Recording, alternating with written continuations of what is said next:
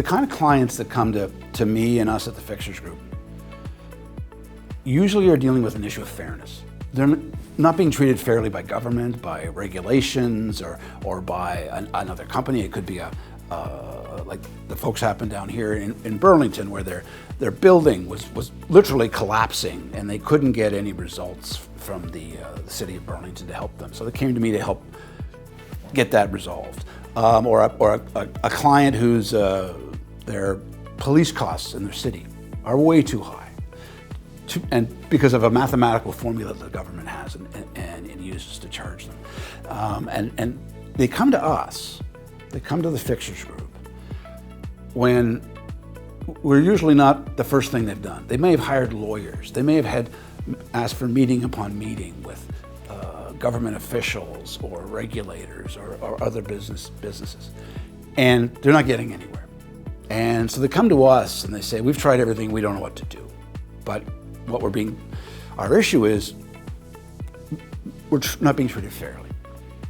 And that goes across the widest possible common denominator of the clients that we like to work with.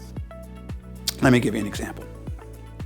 You may be familiar with thalidomide if you're of a certain age.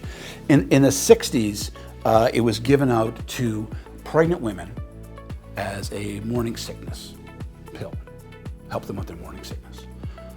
Unfortunately, it turned out to be poisonous, and it killed or severely caused great birth defects with a great number of children that were born.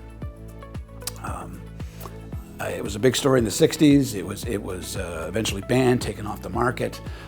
Here in Canada, there were thousands of children that were affected. Now today, go forward to the 2000s, to 2010. There was about 95 or 100 living victims of thalidomide, but now they were adults, and their parents who had been taking care of them, helping them over the years, they couldn't afford or couldn't physically care for them anymore. But the government had already sort of given them a settlement in the 70s to say, okay, we realized we made a mistake, here's a bit of money, and now go away. And they had actually signed away their rights to sue the government, get any more. Nobody, the government specifically, thought they were going to live that long. And they needed ever more care. They needed their houses rebuilt for their wheelchairs and for lifting aids and for physiotherapy and costs that you and I couldn't imagine. So they came to us at Campbell Strategies and with the Fixers Group. And again, this was a group that was being treated unfairly, but yet they had no legal recourse with the government. Long story short, after about 18 months of work, we're able to create, get enough momentum in government for a unanimous vote in the House of Commons that the government should support the thalidomide victims, and a $250 million settlement for those about 100 living victims of thalidomide. That's the kind of case, the kind of instance that really gets us up and gets us going. It's that unfairness. Okay, if our clients have been treated unfairly, we work hard to get government and businesses to understand how they've been treated unfairly. And actually, a lot of it comes into what I've been focusing on in our business for the last couple of years, is misinformation, myths, sometimes outright lies, but often these unfairness cases are based on the fact that the government believes one thing, our clients believe another thing, that's sort of the facts.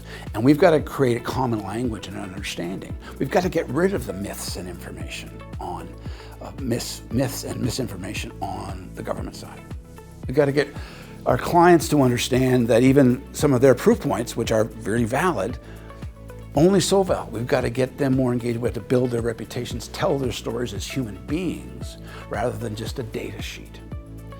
That's what we do at the Fixers Group, is we create powerful, persuasive arguments to motivate change, motivate behavior changes, motivate legislative changes, regulatory changes.